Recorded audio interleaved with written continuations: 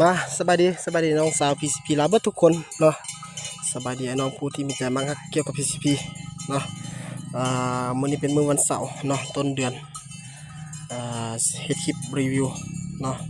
ก่อนส่งงานลูกค้าอยู่ทางหลวงพระบางเนาะอยู่ทางหลวงพระบางเป็นดากอนศูนย์เก่าเด้อตอนนี้เพิ่นสร้างเป็นพิเศษลำ40เซนเนาะคลิปมือเป็นคลิปไม้เนาะมื้อนี้เป็นมื้อวันเสาร์เนาะพักเวียกก็เลยว่าออกมาลิ้นนาเนาะมารีวิวยิงให้เพื่อนเลยเนาะตัวนี้เป็นดากอนศูนย์เก่าเป็นปี2025ได้ตัวนี้เด้อเป็นงานสายงอนร้อยเนาะ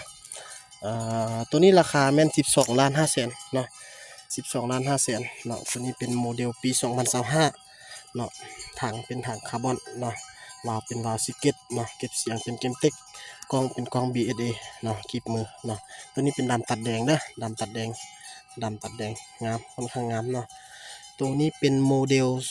2025เนาะโมเดล2025เนาะตัวนี้เนาะตัวนี้จะมีแม็กนะเป็นเบอร์2เนาะลำเป็นลำเบอร์2ลำเป็นลำตรงรุ่นเลยเนาะเป็นลำตรงรุ่นเลย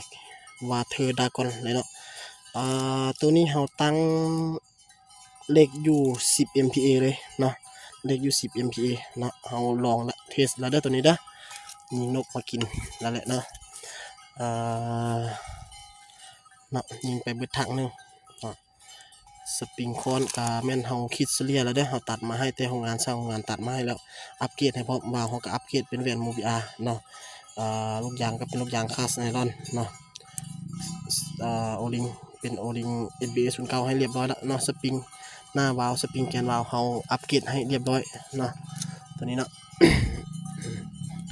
ตัวนี้เป็นกล้อง BSA เนาะ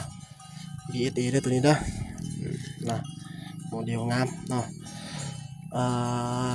แล้วก็สบายดีให้น้องผู้ที่เข้ามาไหมเนาะเข้ามาเบิ่งช่องไหมฝากกดติดตามช่อง YouTube เด้อตอนนี้ช่อง YouTube ของเรามี2ช่องเด้อมีช่องลูกตอก BKK แล้วก็ฮักเจเนาะฝากไอ้น้องเข้าไปกดติดตามเนาะตอนนี้ผู้ติดตามกระตุกอยู่ประมาณ1,000 ปลายเนาะ1,000 ปลายเนาะผู้ติดตามเนาะนอกจากรุ่นนี้แล้วเนาะฮานเรายังมีรุ่น MC K2 Tactical Factor แล้วก็ Top A เนาะแล้วก็ M3 แล้วก็มี Epic Impact MC ฮะเนาะ Epic Impact เนาะของ MC ของ Saviden ฮะเนาะไอ้น้องคนใดสนใจรุ่นใดเนาะอยากให้เราประกอบแบบใดเนาะทางงานเราสามารถประกอบให้ได้เบิดทุกรุ่นเลยเนาะตามนี้เลยเด้อแล้วก็ย้ำเด้อฮานเราแม่นบ่มีเก็บปลายทางเด้อมีแต่โอนฝากอย่างเดียวเนาะไอ้น้องคนใดสนใจก็แม่นติดต่อมาทางเบอร์โทร WhatsApp เลยเนาะ956118169เนาะทักมาเลยเนาะ